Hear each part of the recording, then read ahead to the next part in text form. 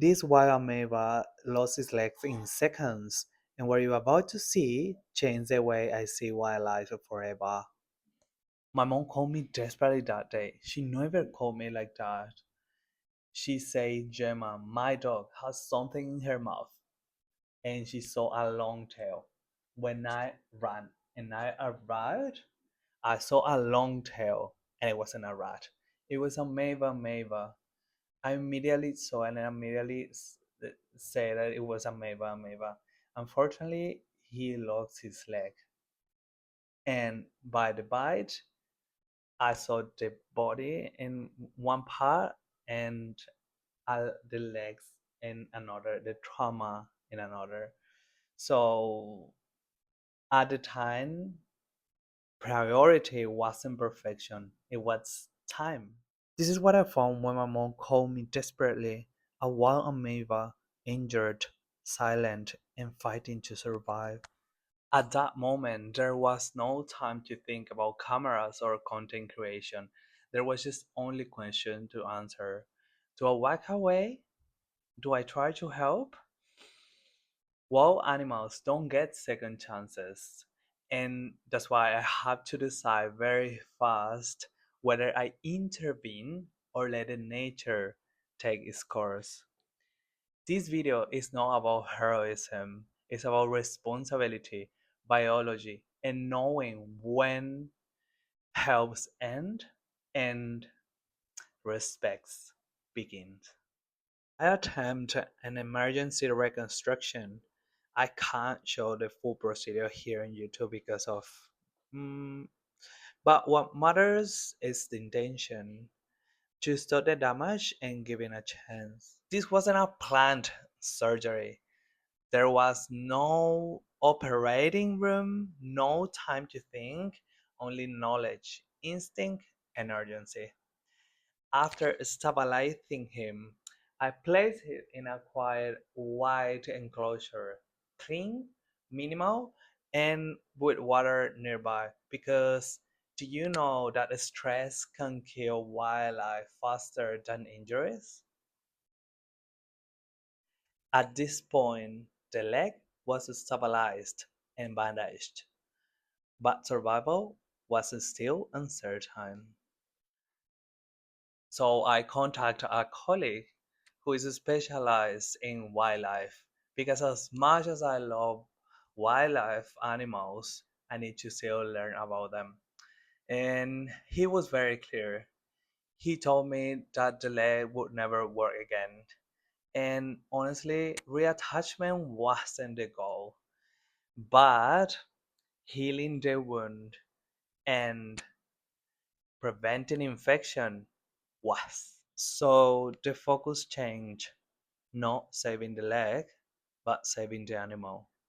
Here you can see him still sedated and calm, still shocked.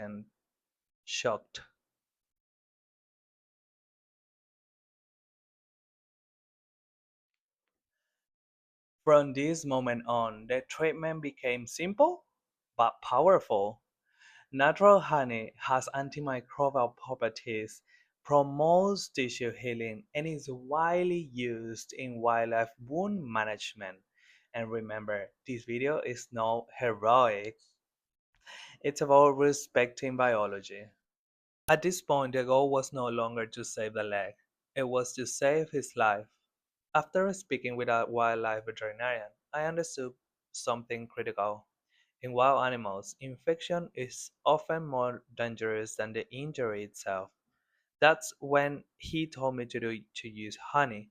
Natural medical grade honey has powerful antibacterial properties. It helps control infection, reduce inflammation, and support tissue regeneration. Unlike many chemicals products, honey is gentle. It doesn't burn, it doesn't damage healthy tissue. In wildlife medicine, simplicity matters. Stress weakens the immune system, so the treatment must be effective but minimal. Each application was done quickly, calmly, and with as little handling as possible. The honey created a protective barrier, keeping the wound clean while allowing the body to do what it does the best, heal. This wasn't a miracle cure, it was biology, working when we respect it. Recovery doesn't happen all at once. It happens quietly. With one, the inflammation went down. With two, his appetite returned. By week three, he was stronger and alert. And by week four, let's see. Before I show you how we release him into the wild, I need you to understand something important, very important. Helping wildlife doesn't mean doing more. It means doing what's necessary, nothing extra. Touching, talking to them, and keeping them longer than needed can cause more harm than the injury itself. The goal was never to keep him, it was always release. And when a wild animal is starting to act like a wild animal again, that's your sign. When the time came, I didn't touch him. I used a stick, not out of fear, but out of respect.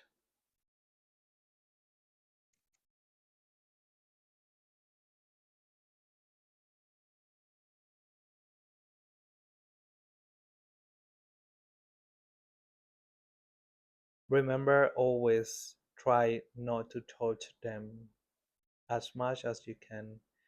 You can see how eager he was to live. That moment tells you everything.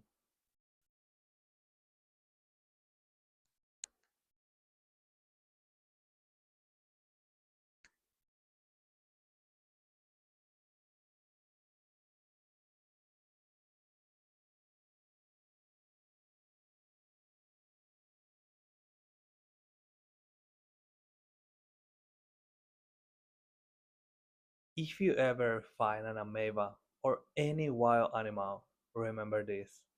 Less is more. Silence is medicine, and letting go is the final act of care.